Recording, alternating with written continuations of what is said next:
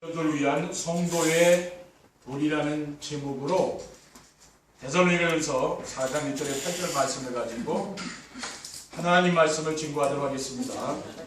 할렐루야. 주위에 계신 성도인들에게 축복의 인사를 나누겠습니다. 참 행복해 보이십니다. 세상을 행복하게 만드는 해피바이러스가 됩시다. 세상을 행복하게 만드는 해피바이러스가 됩시다. 237 전도를 위한 응답의 연작이라는 언약의 말씀을 선포하신 하나님께서 오늘 우리에게 주신 말씀의 제목은 237 전도를 위한 성도의 도리입니다. 237 전도는 세계복음화를 위한 새로운 전도 전략으로 찾아가는 전도가 아니고 사람들이 찾아오도록 플랫폼을 만드는 것입니다. 그리고 플랫폼은 사람들이 가지고 있는 문제에 대한 답을 줄 수 있는 제자입니다. 사람들이 가지고 있는 문제가 무엇입니까? 대부분의 사람들은 입고 먹고 자는 의식주 문제를 가지고 고민합니다. 왜 그렇습니까? 창조주 하나님이 인생의 생사복을 주관하신다는 사실을 모르기 때문입니다. 그러면 해답은 간단합니다. 하나님을 모르는 사람들에게 살아계신 하나님을 보여주면 되는 것입니다.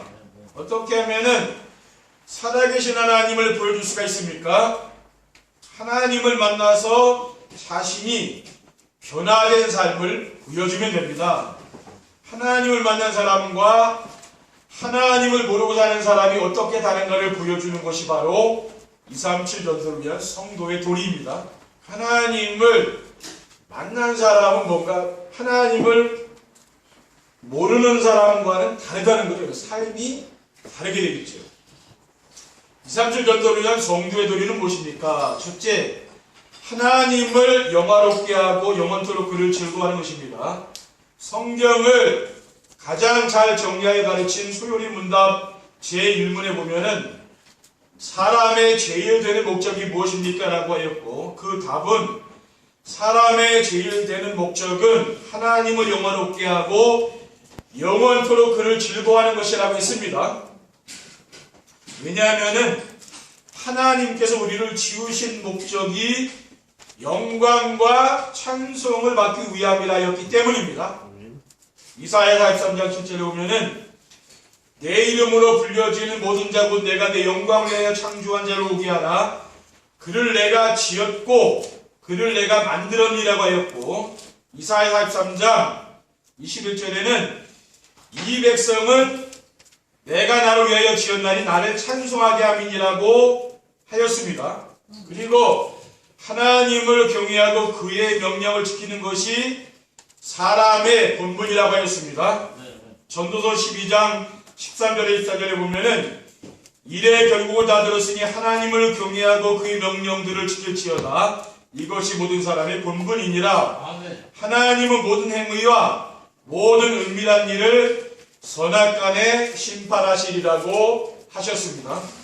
그리고 사도 바울은 고린도전서 10장 31절에 그런즉 너희가 먹든지 마시든지 무엇을 하든지 다 하나님의 영광을 위하라고 하였습니다. 둘째, 하나님을 떠나 사탄의 종로를 타는 세상 사람들을 구원하는 것입니다. 왜냐하면은 예수 그리스도께서 제자들을 부르실 때에 마태복음 4장 19절에 나를 따라오라 내가 너희를 사람을 낚는 어부가 되게 하리라 하셨고 디모데전서 2장 4절에는 하나님은 모든 사람이 구원을 받으며 진리를 아는 데 이르기를 원하시느니라고 하였고 요한복음 8장 32절에 진리를 알지니 진리가 너희를 자유롭게 하리라고 하셨기 때문입니다. 우리가 사는 이 세상은 하나님의 말씀을 믿고 순종하는 하나님 백성들과 하나님을 모르고 사탄의 종로를 삼며 사는 세상 사람들이 공존하고 있습니다. 그리고 하나님을 모르고 사는 세상 사람들은 자기 중심으로 사는 것이 사탄의 함정인 줄 모르고 있습니다. 그리고 물질 중심으로 사는 것이 사탄의 올무인 줄 모르고 있고요. 또 성공 중심이 사탄의 틀에 갇힌 것이라는 사실을 모르고 있습니다. 왜냐하면은 모든 사람들이 다 그 속에 살기 때문이죠. 그런 사람들을 누가 어떻게 구원할 수가 있습니까? 자기 중심과 물질 중심과 성공 중심에서 해방된 성도들이 그리스도를 만나기 전의 삶과 그리스도를 만나게 된 배경과 그리스도를 만난 이후에 변화된 자신의 인생 스토리를 가지고 있으면 되는 거죠. 그것과 함께 인생의 근본 문제와 해답이 되는 그리스도의 비밀을 알려주면 되는 것입니다. 셋째, 흑암 세력이 장악한 세상에서 영적 전쟁을 하여 하나님 나라를 회복해야 됩니다. 우리가 살고 있는 이 세상은 잠시 머물고 돌아가는 휴양지가 아닙니다. 세상 사람들은 이 세상을 휴양지처럼 쉬는 곳으로 생각하잖아요. 그게 아니죠. 사탄과의 영적인 전쟁터라는 것을 우리는 알아야 됩니다. 창세기 3장에서 아담과 하와가 사탄의 유혹에 속아 빼앗긴 하나님 나라를 그리스도께서 오셔서 사탄의 머리를 박살내시고 회복해 놓으셨습니다. 그러나 이 세상은 지금도 여전히 사탄의 종노릇 하는 사람들에 의해서 장악되어 있습니다. 그리고 지금 세상은 명사운동하는 유해인지 단체가 문화를 완전히 장악했습니다. 그리고 지금 세상은 접신운동하는 귀신 들리게 하는 그 프리메이슨이 세계의 정치인들을 지금 완전히 장악하고 있는 거죠. 그리고 지금 세상은 초능력 운동하는 유대인들이 경제인들을 완전히 장악하고 있습니다. 이것은 구원받은 하나님의 자녀들이 하나님이 주신 완전 복음, 그러니까 복음은 완전한 거 아닙니까? 이것을 누리지 못하기 때문에 빼앗긴 거죠. 그리고 성삼위 하나님께서 함께 하시는 보좌의 축복을 누리지 못하고 무기력하게 살고 있기 때문입니다. 십자가를 위해서 요한복음 19장 30절에 다 이루었다고 선언하시고 죽음의 권세를 이기시고 부활하신 그리스도께서 제자들에게 하늘과 땅의 모든 권세를 가지고 세상 끝날까지 항상 함께 하시겠다고 하셨습니다. 그런데 이 축복을 누리지 못하는 거죠. 그리스도께서 인생의 모든 문제를 완전히 끝내지 않았습니까? 그 사실이 안 믿어지니까. 그렇죠. 하나님이 그 함께하는 축복을, 임마의 축복을 못 누리는 거죠. 그렇기 때문에 빼앗긴 거죠.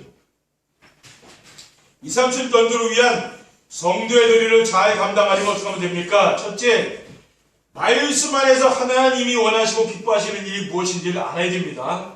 우리는 태어나면서부터 사탄이 만들어 놓은 문화 속에서 자기 중심으로 살아왔기 때문에 교회에 나와서 예배를 드리고 말씀을 들어도 하나님이 원하시는 것보다는 자신에게 좋은 말씀을 자꾸 잡는다는 말이에요. 그래서 하나님이 원하시고 기뻐하시는 삶을 살지 못하는 겁니다. 그럼 하나님이 원하시고 기뻐하시는 것이 무엇입니까? 하나님은 모든 사람이 구원받으며 진리를 알기를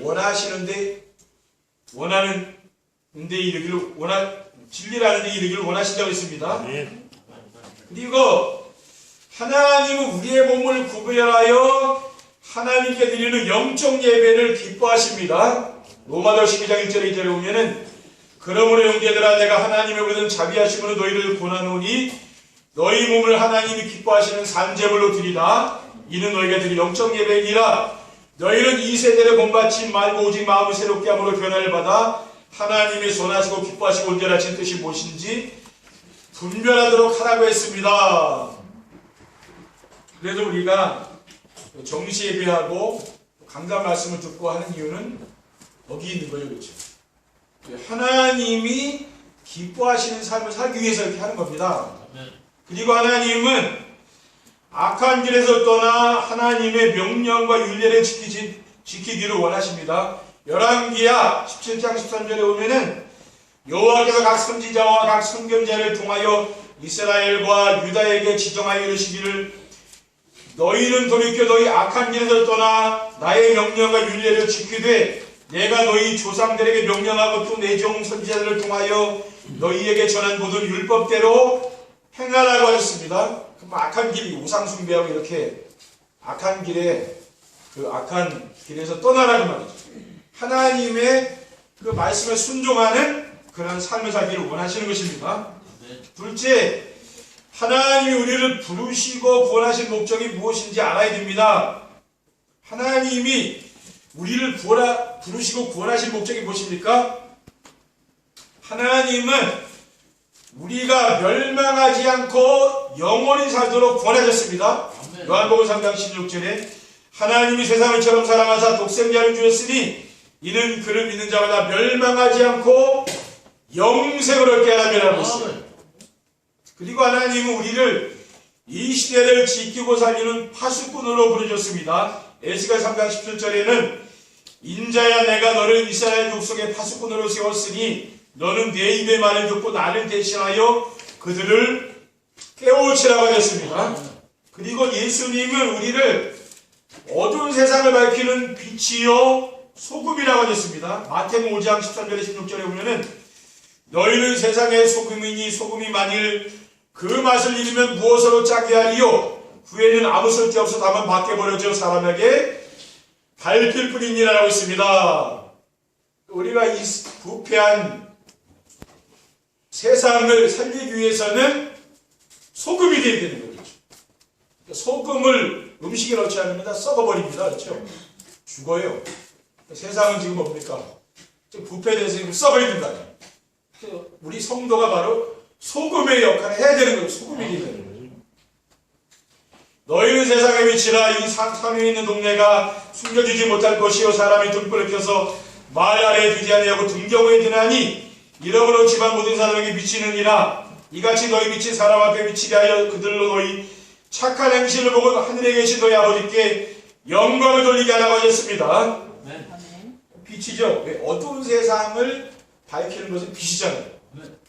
이 초는 뭡니까? 전기가 나오기 전에 초를 켜고 살았는데 초는 자기의 뭡니까? 몸을 태워서 불을 밝힌다는 거죠. 우리 성도들이 바로 그런 빛이라는 말이에요. 우리는 뭡니까? 우리의 그런 희생을 통해서 우리 사람을 살리는 것이죠. 셋째, 사탄의 속임수에 넘어지지 않고 승리할 수 있는 길을 알아야 됩니다. 어떻게 하면은 사탄의 속임수에 넘어지지 않고 승리할 수가 있습니까? 날마다 순간마다 나는 죽고 내 안에 그리스도를 주인으로 모시고 살아야 됩니다. 갈라디아 1장 6절에 내가 그리스도와 함께 십자가에 못 박혔나니 그런즉 이제는 내가 사는 것이 아니요 오직 내 안에 그리스도께서 사는 것이라고 있습니다. 아멘. 이제 내가 육체 가운데 사는 것은 나를 사랑하사 나를 위하여 자기 자신을 버리신 하나님의 아들 믿는 믿음 안에서 사는 것이라. 아멘. 오직 그리스도께서 내 안에 사시면 되는 거예요. 아멘. 나는 죽은 겁니다. 그리고 그리스도는 완전하고 충분하며 모든 것임을 믿고 그리스도가 오직이 되어야 됩니다. 우리는 어떻게 하면 됩니까? 마태복음 16장 16절에 주는 그리스도시요 살아계신 하나님의 아들이십니다. 아멘. 이 베드로의 고백이 뭡니까? 나의 고백이 되어야 되는 거죠. 아멘. 그리고 사도 바울처럼 골로새서 2장 3절에 그 안에는 지혜와 지식의 모든 보화가 감춰져 있느니라. 그리스도 안에 하나님의 모든 것이 모든 축복이 다 담겨 있는 거죠. 그 말씀이 내가 믿어지게 되는 거예요. 그리스도께서 제자들에게 마태복음 13장 44절에 보면은 천국은 마치 밭에 감춘 보화 같으니 사람이 이를 발견한 후 숨겨두고 기뻐하며 돌아가서 자기의 모든 소유를 다 팔아 그 밭을 사느니라고 했습니다. 어떤 사람이 옵니까? 그 밭에 온갖 금은 보화가 있는 것을 발견했어요. 그래서 자기의 전 재산을 다 팔아서 그 밭을 샀다 했습니다. 그 밭에 보화가 지금 숨겨 있으니까. 그렇죠. 그러니까 감춰져 있으니까 이게 사람들이 모르거든요. 감춰져 있으니까. 우리가 뭡니까? 그렇게 가치가 내 인생의 가치가 발견돼야 된다. 우리가 교회를 다녀도 이 가치 발견이 안 되면은 뭡니까? 불신자처럼 우리가 살 수밖에 없잖아요. 그렇죠? 그리고 시공간을 초월하여 역사하시는 보좌의 축복을 누리는 기도의 비밀을 누려야 됩니다. 우리는 몸이 있기 때문에 시간과 공간의 제한을 받지만은 우리 하나님은 영이시기 때문에 시공간을 초월한 역사적이죠. 지금 이 시간에도 나와 관계된 모든 곳에 하나님은 역사하시잖아요. 그렇죠? 우리가 여기서 예배 드리는데도 하나님 모든 곳에 함께 계시거든요. 이러한 하나님을 체험하고 누리는 것이 바로 기도입니다. 마태복음 18장 18절 2절을 보냈습니까? 하늘과 땅의 모든 것을 내게 주셨으니 그러므로 너희는 가서 모든 민족을 제자로 삼아 아버지 아들과 성령의 이름으로 세례를 베풀고 내가 너에게 분부한 모든 것을 가르쳐 지키게 하라. 볼지어다 내가 세상 끝날까지 너희와 항상 함께 있으리라. 하나님이 항상 함께 계시겠다고 했잖아요. 그리스도께서. 그게 뭡니까? 그 기도를 누리면 기도하는 거죠. 그렇죠? 나 혼자가 아닙니다. 하나님이 항상 함께하는 걸 내가 누리면서 하는 거죠. 그리고 사도행전 12장 6절에 7절에 보면은 헤롯이 잡아내려고 하는 그 전날 밤에 베드로가 두 군인 틈에서 두 쇠사슬에 매어 누워 자는데 파수꾼들이 문 밖에서 옥을 지키더니 호련히 주의 사자가 나타나며 옥중에 광채가 빛나며 또 베드로의 옆구리를 쳐 깨워 이르되 급히 일어나라 하니 쇠사슬이 그 손에서 벗어지더라고 했습니다. 그러니까 초대교회 성도들이 베드로 사도가 지금 감옥에 갇혀서 내일 이렇게 사형당하고 오늘 밤에 그렇죠. 기도할 때 하나님이 어떻게 됐습니까? 하나님이 주의 천사를 보냈다는 거죠. 그렇죠. 왜? 기도할 때 이런 영적인 일들이 일어난다는 거예요. 우리 성도인들이 뭡니까? 기도하셔야 되는 거예요. 왜? 기도해야 그런 영적인 일이 일어날 게 아니에요. 그렇죠. 하나님의 그 역사가 나타난다는 말이에요. 결론입니다. 2, 3천년도를 위한 성도의 도리를 잘하면 어떻게 됩니까? 첫째, 세상 문화와 유혹에 넘어지지 않습니다. 사람의 제일 되는 목적인 하나님을 영화롭게 하고 그를 영원토록 즐거워하며 살며 먹든지 마시든지 무엇을 하든지 하나님의 영광을 위해 사는 사람은 세상의 문화와 유혹에 넘어지지 않게 됩니다. 왜냐하면은 한 사람이 두 주인을 섬길 수 없기 때문에 그래요. 마태복음 6장 24절에 한 사람이 두 주인을 섬기지 못할 것이니 혹 이를 미워하고 저를 사랑하거나 혹 이를 중히 여기고 저를 경히 여깁니다. 너희가 하나님과 재물을 겸하여 섬기지 못하니라 라고 했습니다. 그러니까 성경에는 이 재물도 신이라. 그렇죠. 세상 사람들은 재물을 하나님처럼 섬기지 않습니까? 그러니까 그 재물에 넘어진다는 거예요. 그러니까 우리는 뭡니까? 하나님만 섬겨야 되는 거죠. 그렇죠. 그 재물은 하나님과 뭡니까? 우리의 필요할 때 쓰여지는 것이지, 우리는 재물을 따라가는 건 아니잖아요. 세상 사람들은 그 재물에 손해를 보거나 하면 넘어지잖아요. 하나님 섬기다가도 뭡니까? 그 재물 때문에 넘어질 수 있다. 그 말이죠. 그렇죠. 거기에 마음을 두면 안 되는 거예요. 둘째, 현장과 교회에 없으면 안 되는 꼭 필요한 사람이 됩니다. 성도는 어두운 세상을 밝히는 빛과 부패된 세상을 밝히는 소금이라고 했습니다. 그러므로 성도들이 성도의 도리를 잘하면은 자신의 삶 현장에서 없으면 안 되는 꼭 필요한 사람이 되는 거죠. 그리고 자신의 도리를 잘하는 사람은 언제 어디서 누구에게나 사랑과 인정을 받게 되는 거죠. 성도들이 이러한 사람이 되어야 237 나라와 5천 종족을 살릴 수 있는 줄 믿습니다. 마지막으로 멸망에 가는 시대를 살리는 주역이 되고 천국에 가면 상급을 받게 됩니다. 성도들이 파수꾼의 사명을 다하여서 강단에서 받은 말씀으로 주변 사람들을 깨우치는 전도자의 사명을 감당하게 되면 시대를 살리는 주역이 되고 영원한 하나님 나라에 들어가서 상급을 받게 되는 줄 믿습니다. 마태복음 10장 42절에 또 누구든지 제자의 이름으로 이 작은 자 중 하나에게 냉수 한 그릇이라도 주는 자는 내가 진실로 너에게 이르노니 그 사람이 결단코 상을 잃지 아니하리라 라고 했습니다. 그러니까 전도자를 대접하는 그 사람, 그 자손은 뭡니까? 영원한 복을 받는 거죠. 여러분들이 정말 이번 주간에도 237 전도를 위해서 성도의 도리를 잘 감당하는 귀한 축복을 누리시기를 주님의 이름으로 축원드립니다. 기도하겠습니다. 사랑의 하나님 감사합니다.